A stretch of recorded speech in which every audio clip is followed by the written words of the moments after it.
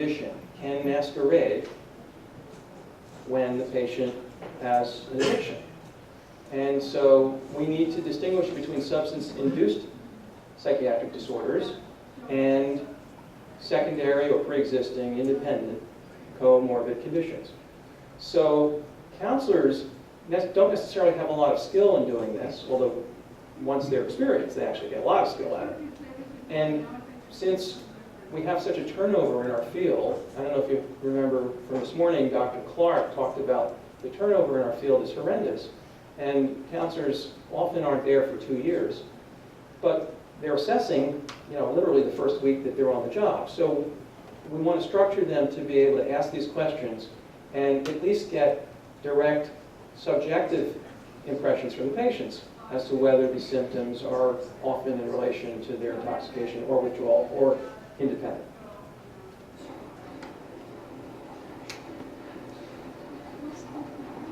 Okay. Have you had a lack of interest or inability to feel normal pleasure from activities in your lifetime? Yeah. I mean, I'm not excited about things. Okay. That would be currently. How about in your lifetime? Have you ever had any severe lack of interest or periods where you couldn't even feel pleasure? Yeah, I have. Okay. Did that relate to your divorce? Probably, yeah. Okay. And how about in the last month? Yeah, in the last month, I'd say it's been really rough. Okay. And the last 24 hours? Yeah, it's been bad. Would you say slightly, moderately, or worse than that? Maybe considerably. Okay. And is this related to using the alcohol? Yeah. And if I try to stop drinking, it gets worse. Okay. All right. In your lifetime, have you had serious problems with poor appetite or overeating? Yeah, well, I'm getting a little heavy from the drinking, so yeah, it's a problem. Okay. And would you say it's not at all? Is it slightly? Maybe, yeah, slightly. How about in the last month? Yeah. And now in the last 24 hours? Yeah, Okay. And is that also, you mentioned, related to your drinking? I think so, yeah. Okay. Do you feel bad? I mean, have you felt bad about yourself, like a failure, or like you've let others down? Yeah, I definitely feel that. Okay. Considerably or extremely? Extremely. Okay. In the last month? Yeah, definitely. In the last 24 hours? Yeah, I think so. Okay. Is this also related to your use of alcohol? Yeah. Okay. In your lifetime, have you had periods where you had serious problems, like moving slowly or speaking slowly compared to others? No, I don't think so, no. Okay. Okay. So we won't go through all of this, but I think you'll get the picture that this is now going to cycle through a proper review of signs and symptoms of depression, which we could not expect counselors, new to the field, to know how to cycle through or to do it dependably. But with a structured interview, we can get it every time. And distinguish between a co-occurring or a substance-induced condition. Now, is that perfect? No. Does the patient still need a psychiatric interview? In this case, probably yes. But think about how much better we are when we call managed care and the psychiatrist hasn't yet interviewed the patient and we have all of these data. Because now when we say the patient needs residential, because this patient has been suicidal in the past, has a current state of feeling depressed with the following 3 or 4 or 5 symptoms, and is facing losing her apartment with her boyfriend and potentially her job. Well, now you're constructing an argument for this patient's at risk. And we're going to get into, I think we'll have a minute to get into the suicidal ideation and gesture risk assessment. There's a question over here before I go on.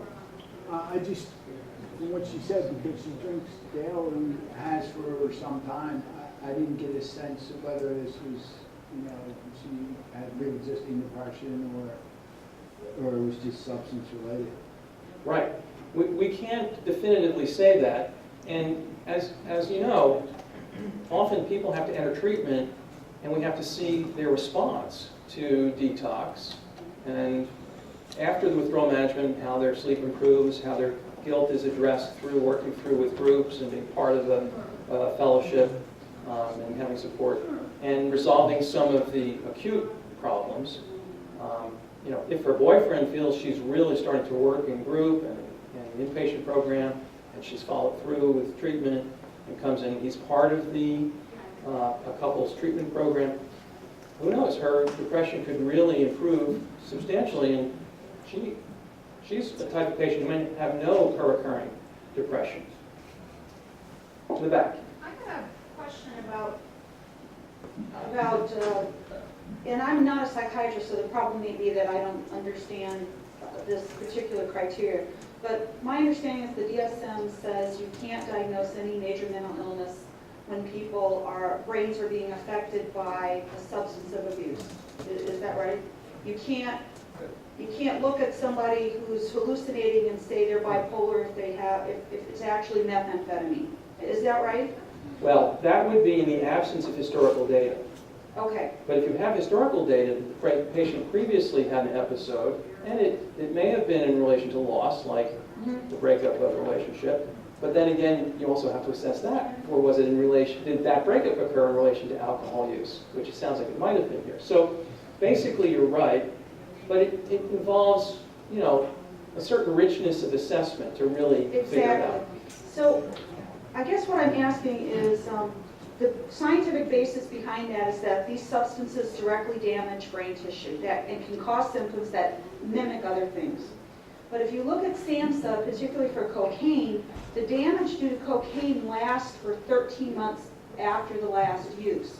So I have a big problem, and once again, it may be my background, and I get a lot of people come into me and say, this psychiatrist said I was depressed, you get me the right medicine for my depression, my addiction's going to go away. And then I say, were you using when they diagnosed you? Yes, you know. So I guess that's my question of how long out, you know, if cocaine is damaging you for 13 months, methamphetamine is like having a concussion. How do you, I have trouble teasing that out. Good. So I'm not going to answer that question. But I'm going to address the question. Because it's a perfect question that comes up all the time. And now that we're going to equip counselors to do consistent, in-depth assessments like this, they're going to have that question, okay? So what are we going to do about it? Well, how about this? I'm just throwing this out as a suggestion, but we've thought about putting this in.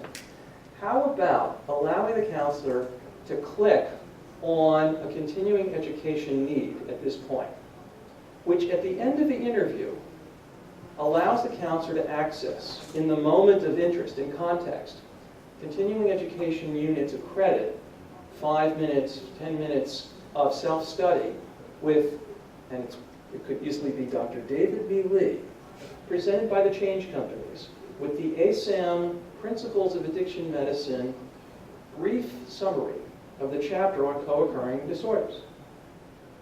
And now that the counselor has read through the 5 minutes and taken the post-test 2 questions right from this software, how about we log each of those 5-minute intervals of CEU credit throughout the year that the counselor takes in different parts of the interview and sum it up and send them their certificate at the end of the year.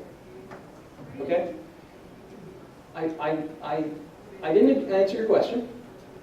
There's a symposium here, or a workshop here at the meeting that actually goes into that in some depth, I think.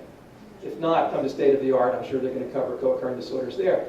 But I wanted to show you how that's exactly the kind of question that we want to come up, and we want to use this process dynamically, so that it's not just, oh, this computer's going to be taking work for me, it's such an aggravating thing, and I got to look at the screen, and I got to try and look at the patient. But no, the computer's going to give something to you in the process of using it as well. And that, we believe, will make counselors appreciate the interview and want to use it as their daily tool. There was a question up front, yes? Your patient here is real compliant, has no apparent defects. I mean, she's really pretty candid about everything. Ask who the client was. Yeah. Thank you very much. Yeah. My wife will appreciate Okay. your kind She was very cooperative and honest, and didn't seem to resist any of the It's questions. 28 years of marriage, by the way. Do you have anything in your software to help you with teasing out the people that are highly defended or lying? Well, let me characterize what I saw here. Yes, compliant in terms of sitting through, tolerating the questions, but I thought she was actually quite restricted. And we're already like 45 minutes or an hour into this interview before I find out that she was not able to have a baby because of a breakup, that she was divorced, that she was, she's guilt-ridden. There are all these things that are starting to come out, and it's taken her this long to get to them. And there are more things that will come out in this psychological section. That's the next section, even later. So I think what we've learned over the years of interviewing is that patients who are even difficult to interview for cognitive reasons, not just behavioral reasons, like Rogerian open-ended questions, non-defensive, non-judgmental responding. It will take them a time to establish a rapport, but they get there. And when you're asking questions that they actually reflect on things they have experienced, they actually start to feel like, oh, wow, you know something about me. So therefore, I'm okay with telling you some more. And so we've seen even resistant patients. The first study of this was with 700 patients in central Massachusetts, the North Shore, and the Boston area. And we had a very high rate of cooperation with these novice interviewers. And we asked for satisfaction ratings. Now in Norway, they've done over 300 of these interviews in Norwegian with the research software. And they asked the patients satisfaction ratings at the end. And the patients say they think it takes too long, and they really liked it. It's a very interesting combination of responses. But when they're asked about it, they say they really liked it because the interviewer really was interested in them, really wanted to know. And the other thing we find is that they say, I didn't realize how much was going on with me, but now when I think about it after he asked all these questions, I'm really in trouble. So even with resistant patients, the motivational interviewing process is occurring. Ken, did you want to? Yes, two questions. One is how much of the ASI is embedded in the software product? The full ASI 5 is in the software product. Okay. The product is much enhanced beyond the ASI because the ASI doesn't get to the motivational stuff and the history and the full amount of the environmental stuff, but the full ASI is in it. And for repeat administration, what we're going to do is use the ASI Lite, which is just the subset of questions that are important for showing change over time. Those will be the ones that will pop up on the repeat administration version of this. And the repeated administration version would also have the ASAM criteria light? Yes. Okay. Yeah, no, the purpose of the repeat administration is to recalculate what is the necessary level of care Right. a week later, a month later, 3 months later, and so forth. Okay. That wasn't my second question, and it's still not. How long before the ASI light, criteria light is coming out? I would turn that over to FBI, but it wouldn't be fair. We haven't figured that out yet. Okay. My second question is, how does the software respond to unpopulated fields when you press next or save? Yeah, so that isn't finalized yet. Basically, we're going to go through it and figure out what are essential and what are non-essential fields, and we'll color or some other way indicate which ones can be skipped. But it's just a technical thing, we just haven't gotten to it yet. A couple more questions. Dr. Lewis. I I'm interested and encouraged by your bell-shaped curve as to what clinicians learn in terms of the various choices of the drop-down menus. I'm interested if you tested it with the patients themselves, because your interviews have one set of words and ideas, and the clinician has to translate that into the particular words and choices that you chose for the drop-down menu. How well do the patients themselves choose among the drop-down? And have you been able to compare the patients choosing that versus the clinician choosing that? And if so, and you know that the patients do well at it, is there a possibility of getting even more precise in the answers? Okay, so I think you've done what you've been doing your whole career, which is advising junior faculty on excellent R01 grant hypotheses. We haven't done it. It's a great idea.